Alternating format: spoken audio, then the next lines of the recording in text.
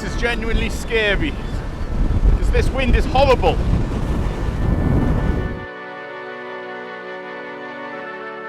Fighting the weather as I traverse the most northerly part of Luzon, from great Ilocano food in Laoag to the forests of Apayao. I arrived here at Balai de Blas in Laoag last night, and the owners wanted to introduce me to hearty Ilocano food at their family's restaurant nearby. I want to go somewhere to eat. The problem is, I don't have high-vis. I found out yesterday that in Ilocos Norte, if you ride a motorbike at night, you have to wear high-vis, and I don't have any, so I'm going to have to take a trike. I'm supporting the tricycle industry.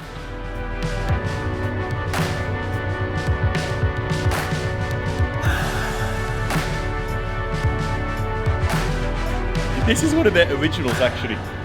Empanada crisp. That sauce is incredible. It's a pesto. Yeah, it's like pesto, no? Yeah. I can taste the sesame seeds in this as well. Sesame seeds and then the pesto. It's like a mustardy pesto. It's the best way I can describe it. But this is crispy, perfectly crispy. I was about to say it's like the communion bread when it cracks, but I don't think I'm allowed to say that. I'm going to include it anyway. Your creation. Yeah. Pinakbet pizza. They brought out bagong with pizza and chili oil. I really don't know what I'm... I really don't know. I really don't know. Is it okay? Is it okay? Sure is. That's very, very loaded up. Okay, how should I do this? How should I do this? Drizzle, bagong, dribble. Yeah. I was gonna say just. Oh, yeah, that's enough. Possibly the most interesting pizza I've ever had in my life. It somehow works. I don't know. It's very, very interesting. It works really well. This is not allowed, however. Oh. That's what's needed. Magic pesto on pinakbet pizza. I actually quite like it. It's got this bitterness to it that's very, very pleasant. That's the one I was waiting for. Yeah, okay. Wow. This is very much the tour of Ilocos. Yeah. The thing I'm most excited to try, dinardaraan, of course, is very watery. In the UK, we have something called black pudding, which is pig's blood, but also solid. This is solid, but kind of crispy and fried. So let's. It's crispy, perfectly crispy. It's chewy a bit, but not too much. I'm not really sure what that is. Almost like an allspice, but not quite. And like a hint of allspice. This is the thing with the Ilocano food. I have to learn how to cook it because there's something they put in it that's very, very special and it brings out the best in the meat. And whatever else you're cooking, it makes it creamy, makes it tender, makes it the perfect crunch and the perfect texture. Poqui-poqui, which I've been told is bastos. Poqui-poqui. What is poqui-poqui made of? What is this? The very creamy yellow sauce in poqui-poqui. It's almost a little bit smoky, a little bit burnt, but in a good way. Eggplant. It comes through nicely. It's so creamy. Okay, dinakdakan, that's the next. Okay, as the flavour of the meat comes through perfectly measured. And then this one I've forgotten, the orange one, is called igado. It looks like it might be tomatoey. Liver. Yeah. Liver, a bit spicy and a bit sweet. That works. Okay. With a candle. Yeah. Dessert is a mixture of fried banana and kamote with this dipping sauce. Inkalti. Inkalti. Inkalti. Yeah, you grab one of these. I'm going to let you demonstrate. Stick one of these in here. Just let it swim in there for a little bit. Swim. Yeah. Swimming in the molasses. Yep. That would Maybe be cool, you actually. grab one of these. Okay. Yummy. Is it allowed to take? Oh yeah. Is it okay? Yeah, it's fine. Is it fine? Are you sure? You sure? Can I make it like a marshmallow stick? How many can I get? Like a barbecue stick, right? gonna go for it. Because you can can cake.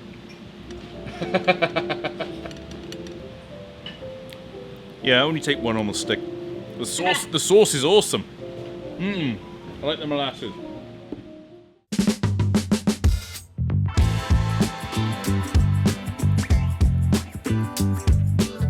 Before I left, I had some more food to try, of course. Item refreshing. It's really awesome, actually. A good starter because I can't be bothered going on my motorbike anymore. I'm gonna take a trike if I can find one.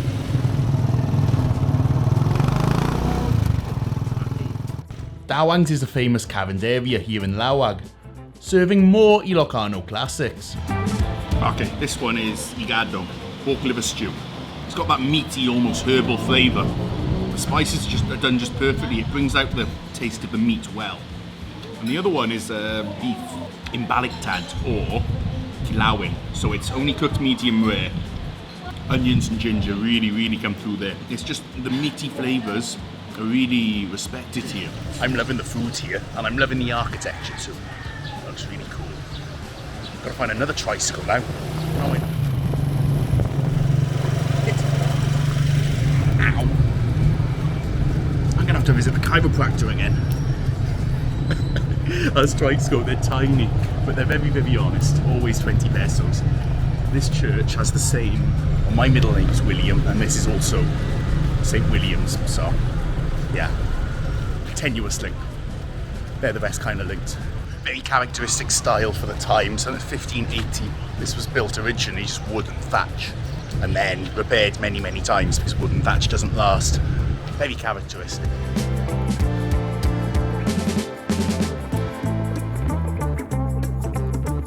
That City Hall, that's awesome. It's a little bit like Zamboanga's, kind of. The brickwork is amazing. I love this heritage. It's heritage buildings. Love it when they're preserved, and I will try to go here. I haven't seen these types of mangoes before. They're really good. I'm hydrated, hopefully.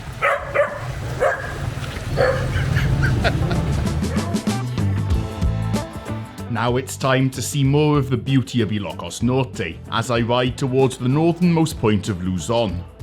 I really love these brick buildings. I'm glad they survived. Honestly, I've just been eating here. It's been awesome. It's I'm really friendly people. Great people. I love the buildings as well. It's just a nice vibe. It's got character and soul here. I don't know, there's a weather system coming in which has wrecked all my plans. But that's all good, we'll find new ones.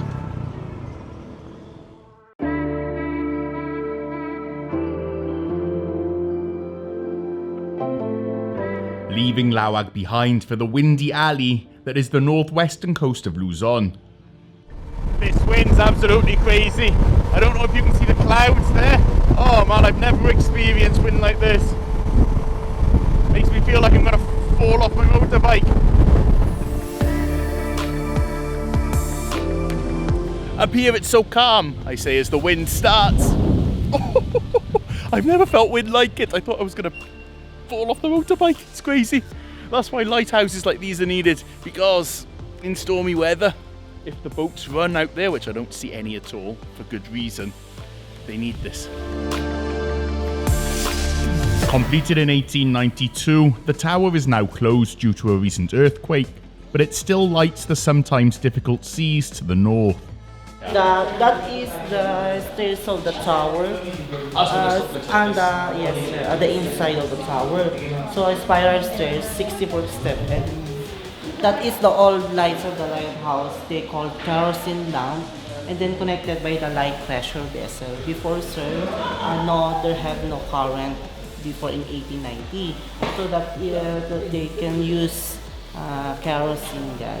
You can reflector and then fire here, you can fire here, and then this is the reflector, you can hide your lights. During Spanish era, sir, the Filipinos slave labor. These materials can build the Cape Boy header lighthouse. They call bricks made of honey, clay, and egg white. During Spanish, yes sir, during Spanish era, there have cement and hollow blocks. They can use clay, honey, and then you can build here the bricks.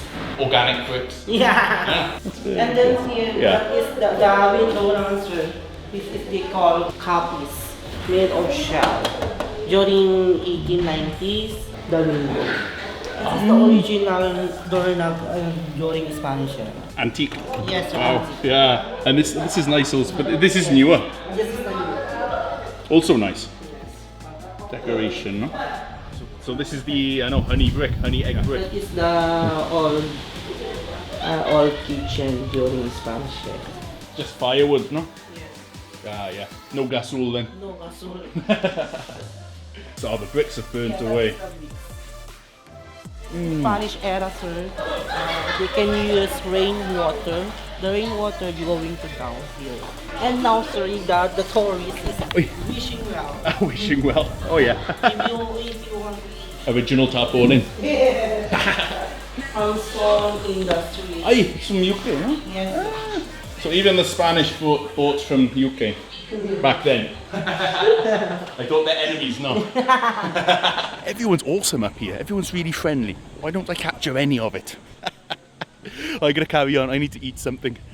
All this vlog has been about eating and lighthouses, so now it can be, and also bricks made of food stuff. So now, let's continue. Here, they're harvesting that wind. The wind's crazy. Everything's crazy. Oh, I haven't been blown off my motorbike yet. I'd love to get an aerial view of all of this. It's beautiful with everything. Oh, this is genuinely scary. This is genuinely for the vlog. There is no other reason I do this. Because this wind is horrible. Like, this wind is incredibly horrible. But as we reached Pagudpud, everything started to change. That's massive. So now we're hitting the Patpat area and you can see the landscape here. It's steep cliffs.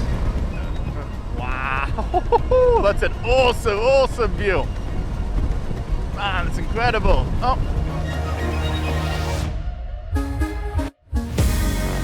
1.3 kilometers long, the viaduct was completed in 1986 over the steep slopes that mark where the Cordillera mountain range meets the ocean. This is just as amazing as it looks. It's incredible work of engineering. Amazing.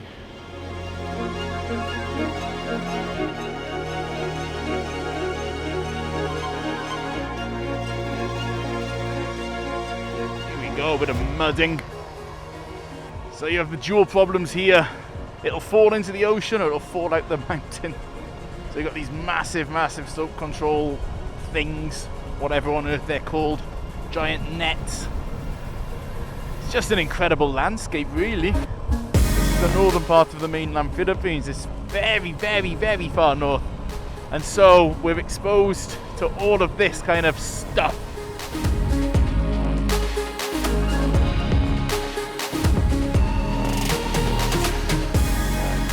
Yeah, I believe we're now in Cagayan province. Yes, we are. Welcome to Cagayan. Of the, not the oro type. Or maybe there is gold, I don't know. I don't get into those debates. I'm from Davao. Davao, yeah. I'm from Zamboanga City, Mindanao. I'm from Zamboanga. I've been to Zamboanga. Ilocano. Muslim, Tausug. Tausug. I've been to Holo also. Yeah. I've been to Holo too. Yeah. Oh, Name. Ansel. Yeah. Hassan. Hassan, hi, nice to meet you. Tausug. Oh, very good. Matsuko. Yeah. Taruk Sangay. I went to Taruk Sangay, the mosque. You have a big mosque. Yeah, the big mosque, the first mosque. Yeah. I went to Taruk Sangay before. Hi. In Taruk Sangay. Awesome. You live here? No? My wife here. Okay, I see. That's awesome, man. Oh, I want to try something. Yeah. I try something. I try this one. Cassava. This royal bibingka, yeah. The glutinous rice. Glutinous rice, yeah. Then what? 10 wives? Well, 10 wives? Pasinan. Zamboanga. Here. Very good. I thought only 4. You were like, I like 10. one piece, this one. It's okay. Then I'll bring something. Thank you. I'll get this one now. Oh, let's try this, huh? Oh. It's amazing. That's very good. How much is one tray? 120? Yeah. Wow. People, nice people. Okay. Hey. Hassan, what a guy. I've been to Talok Sangai. And that was truly delicious. Stop at whichever stall that was. I forgot. It's the last one on the left. That's beautiful stuff. It tastes like egg, like the egg tarts from Macau a little bit. So I'll take a tray of that because I don't want to show up empty-handed. I love surprises like that where I'm just like, I was gonna pull over at a different one with buko pie, and then I pulled over there. And met a guy from Zamboanga. That's really cool. Let's continue because today is going to be the last long journey for the next 2 weeks or so. After that, it's going to be kind of short hops because it's all going to be very local and focused again, which is what I like to do too.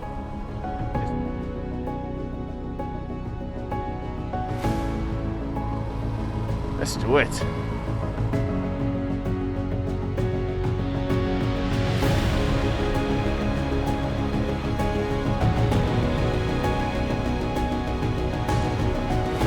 So I don't just want to go down to the waterfalls, which is here. I also want to show you the people here. They're the Agta. They're like the Aitas of Subic and so on and that area. They're very similar also to the Dumagats of the Sierra Madre. They're previously nomadic. They actually came from the plains at the bottom and they migrated at some point into the forest here. Before they would have had to walk, but now the most important thing is they have education, and that makes a huge difference. But I think the waterfall is really at the centre of the community now, and it's a tourist spot, and it's really a success story of how tourism has helped the community in terms of access roads, in terms of education, in terms of awareness really. And the road to the falls is mostly complete, save this last 1 kilometre. Gotta find the less loose parts. Oh, this is very loose. I want to get on the other side, I think. I've chosen the difficult path, not the path of least resistance, as I should. I don't like gravel.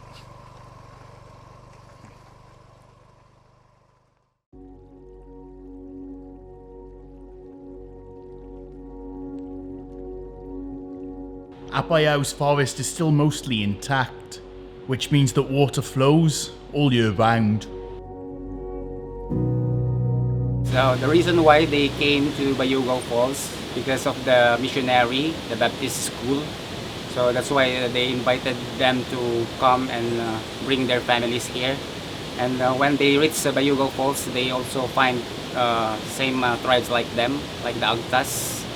So they migrated here, and good thing that they already had the whole community. So he's the chieftain, Rodolfo, right? Pitong tawin bituin siya. 25 ulit ikot yung dati. He was saying that when they came here 7 years ago, they have already like 25 communities, households. I mean, there are already 25 households. They came from Pamplona, I guess, because they are before way back they were like nomads, like they moved other places to places. Sometimes I do these long travel days, and we have a collection of things that maybe don't seem related at all. But for me, these long travel days, they remind me that a lot of the world was formed by the migration of peoples. People move around, they leave their influences, they leave their effects. Apayao is derived from the Isnag term of river. I like it, everything flows. Yeah. Yeah. Apayao. You have to syllabicate Apayao, not Apayao. Apayao. Yes. Apayao. It's really rivers, it's flow. And I love these murals outside the provincial capital. They really show the flow of life, how life flows, how it all connects together, even through the fabric of life, the rivers of life, the birds, the bridges, the roads. I'm looking forward to this road. Let's explore more. And to explore, we need to fuel ourselves up. The local way. There's just a big plate of chili there. Seeds removed. That tastes really good. I like that. Now, it's really time to explore deeper.